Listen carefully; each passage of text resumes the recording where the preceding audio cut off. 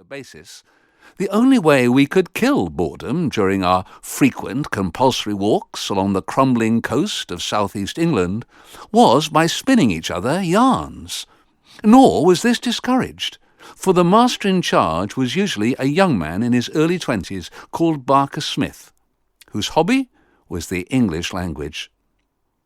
My relationship with Barker Smith was uneasy, for by the time I was 11 we were both madly in love with the same woman, the 26-year-old music mistress, and while he'd been slow to press his suit, I, in my impetuous youth, had already made a pass at her during a piano lesson, planting a great, wet, fat, sloppy kiss on the side of her head as she bent to correct my arpeggios.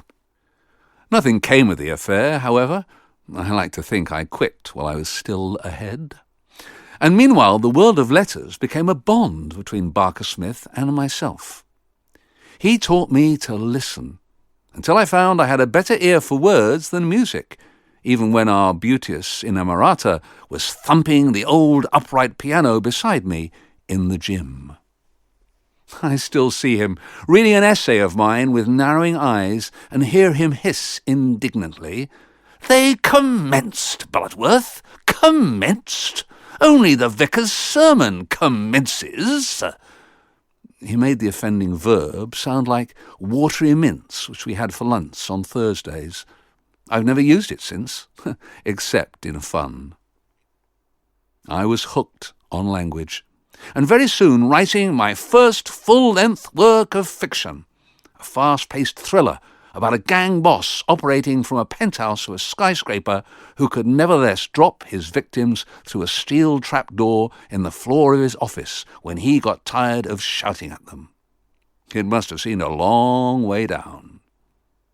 The setting was New York, a city which I knew only slightly, mainly because I had never travelled beyond Brighton.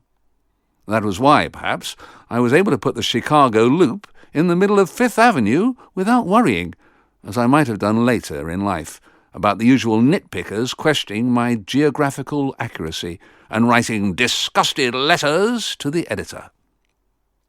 But this was before the days of the blockbuster. Short novels were the rage, and after pushing a steel pen through 11 pages of a lined exercise book, I bowed to fashion and wound the tale up. Authorship had proved too exhausting. It is best to learn these things when young, and by the time I had moved on to the upper fifth at Sevenoaks, I had